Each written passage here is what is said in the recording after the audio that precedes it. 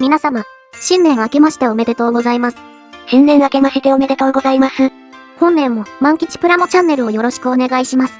アザラシ会の坂本龍馬こと、投稿者の万吉です。いつそんな二つがついたんですか？アシスタントのキリタンです。新年一発目の動画は、美少女プラモデル全塗装動画の道、シリーズ第4弾になる、ハンドパーツの塗装についてお話をしていきます。あれ、そんなシリーズ名でしたっけ？今考えました。このスタイルの動画を作るの、あれだけ大変って言ってたのに、意外と早い復活でしたね。本当は今制作中の、エクソシスト移動の全塗装動画をアップしたかったんだけど、思ったより作成に時間がかかっております。正月はポケモン三昧で、ほとんどプラモ、触ってなかったからね。制作が進んでいないのは自業自得です。だってポケモンと一緒に歩いて冒険するの楽しいんだもん。この人、ずっとポケモン連れて歩き回ってるだけなんですよ。行くあてもなくさまようエーフィーの気持ちにもなってください。それに、いい年した大人が、我慢とか言わないで、可愛くないです。辛辣。では気を取り直しまして、今回は美少女プラモデルの塗装をするときに一度は困ったであろう、ハンドパーツなどの PVC の塗装について、解説と実験を交えながらお話をしていこうと思います。ビプラのハンドパーツってあのふにゃふにゃしたやつですよね。それに PVC っていまいちわかってないです。じゃあ、まずは PVC について説明していくね。僕は科学の知識は理科総合 A で止まってるので、基本的には Wikipedia かメーカーのホームページから情報を仕入れています。間違った情報があればコメントでそっと教えてください。PVC は、ポリ塩化ビニルと言われている合成樹脂の一つです。塩ビとかビニールとか言ったりもするそうですね。ビニールと聞くと柔らかそうなイメージですが、皆さんがよく見るような水道パイプにも使われるくらいの、硬質 PVC も存在します。逆に可素材を多く入れると、柔らかくなって曲げられるようになるから、ハンドパーツの他にも生活の中で多用されているんだ。消しゴムから水道パイプまで、可素材の量次第で硬くも柔らかくもなるすごいやつなのです。PVC って、結構身近な素材なんですね。そういえば、合成樹脂関係の説明でよく聞きますけど、可素材って何ですか？可素材は、素材を柔らかくするための、添加剤と考えてもらえればいいかな。ものによってはわかりやすく柔軟剤っていうこともあるね。ちなみに、女神デバイスとか、フレームアームズガールには、非フタル酸 PVC が採用されているんだけど、これはフタル酸系じゃない可素材を使った PVC ってことなんだ。へえ、そうなんですね。なんであえて非フタル酸って書いてあるんですか？フタル酸系の可素材は、マウス実験で危ない物質かもってなった経緯があって、玩具や消費者製品への使用は制限されているみたいなんだ。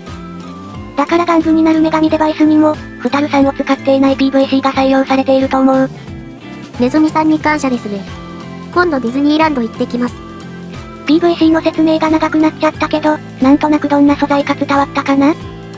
なんとなく分かったような気がします。それで今回の本題に戻るんだけど、軟質 PVC のパーツをなんとか塗装するには、どうしたらいいかということを検証したいんだ。軟質 PVC って普通に塗装できないんですか？ラッカー系塗料は、ポリスチレンや ABS の塗装用に開発されているから、違う素材である PVC への塗装が難しいんだよね。一応ラッカー系塗料でも、軟質 PVC に色は乗せられるから、固定ポーズのパーツであれば、普通に塗装できそうだけど、持ち手だと塗装しても、武器を持たせた時に擦れたり、曲がったりすることで、塗膜がボロボロと取れちゃうんだ。これは、塗料とパーツの材質が合ってないこともだけど、アクリル樹脂の塗膜に柔軟性が少ないことも関係してそうだね。普通のパーツみたいに塗装できないことが分かってるなら、今回は何を検証していくんですか？ PVC パーツへの塗装で色々と調べてたら、ある塗料が見つかったんだ。そういえば最近、ヨドバシカメラから荷物が届いてましたね。それがこの、V カラーだよ。あまり見かけない塗料ですね。そうだね、多分どこかには売ってるんだろうけど、よく行く模型店では見たことないね。この、V カラーは入沢っていう会社が販売しているんだけど、長島の OEM 製品っぽいね。あ、ほんとだ。V カラーの裏に、製造元長島って書いてますね。長島からも、ソフビカラーというものが販売されているから、そっちの情報からも補完しながら話をするね。V カラーと、ソフビカラーは同じ塗料だと思うんだけど、違ってたらごめんなさい。はい。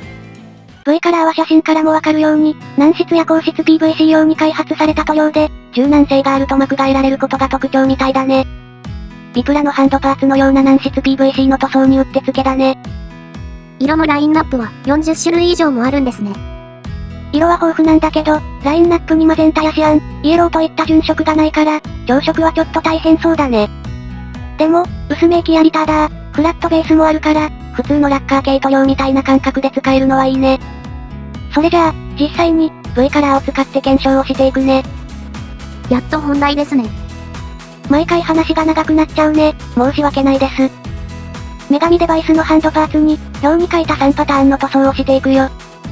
今回の本命の、V カラーのみとラッカー系塗料だけの、ミスターカラーのみ、それと、ミスターカラープラス、密着論の3パターンを試していくね。また、新しい言葉が出てきましたね。密着論って何ですか？細かい説明は割愛するけど、密着論は染久テクノロジーさんが販売している、プライマーだよ。プライマーって下地に塗るものですよね。なるほど。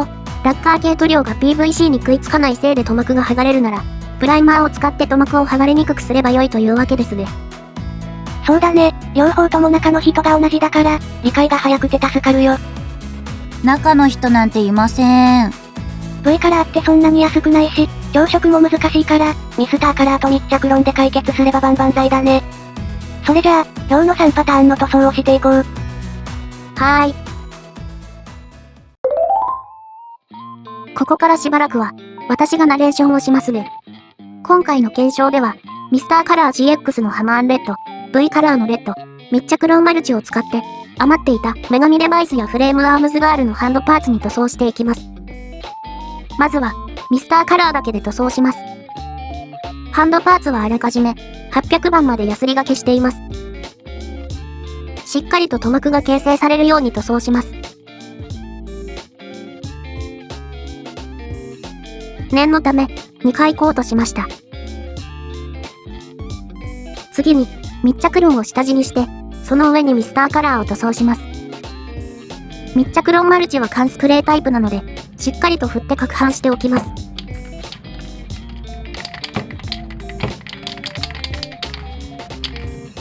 ちなみに公式ページにも書いてありますが、密着論は、ガイアマルチプライマーと基本的に同じものみたいです。ガイアマルチプライマーって結構売り切れている印象がありますが、密着論は Amazon でも普通に買えるので、欲しい方は検索してみてください。概要欄にリンクを貼っておきますね。密着論を2回コートした後、30分ほど乾燥させました。上塗りが溶剤系の塗料であれば30分ほど経てば塗装できるそうです。乾燥しても表面がネバッとしてる感じがありますね。2層目のミスターカラーもしっかりと塗膜が形成されるように塗装していきます。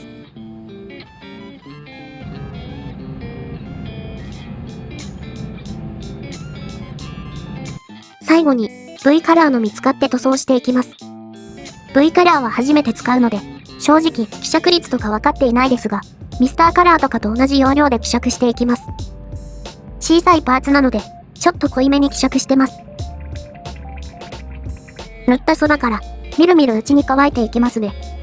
ホームページなどに乾燥が早いと書いてありましたが、ここまで早いとは予想してませんでした。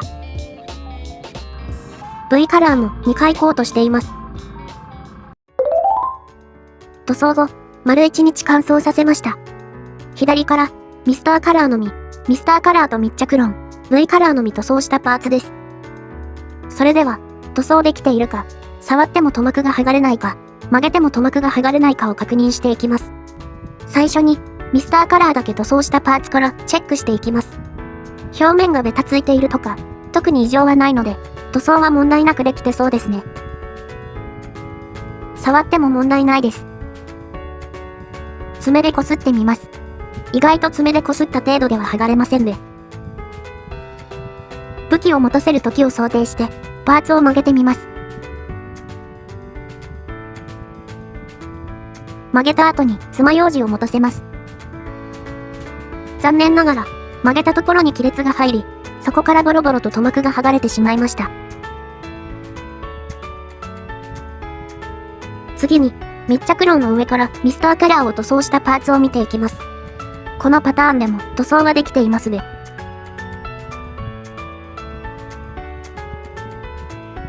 爪でこすってみます。あれ？普通に剥がれちゃいますね。これはちょっと予想外。先ほどと同じように、パーツを曲げたり、棒を持たせたりしてみます。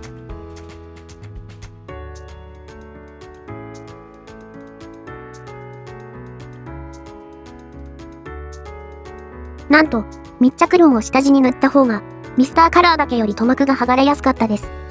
どんどん剥げていきますね。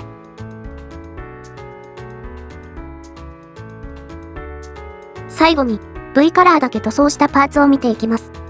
塗装は問題なし。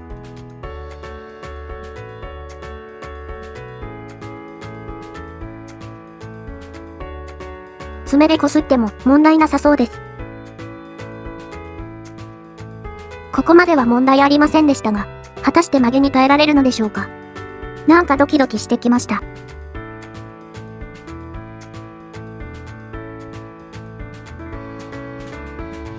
なんと曲げても塗膜が剥がれません。内側の塗膜も無事です。すご。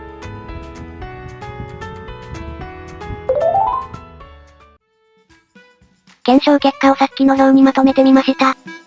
意外な実験結果でしたね。個人的には、ミスターカラーだけより、密着ロンを下地に使った方が、塗膜の強度が強いと思ってました。もしかしたら、密着ロンの使い方が悪いだけかもしれませんので、そこはご了承くださいね。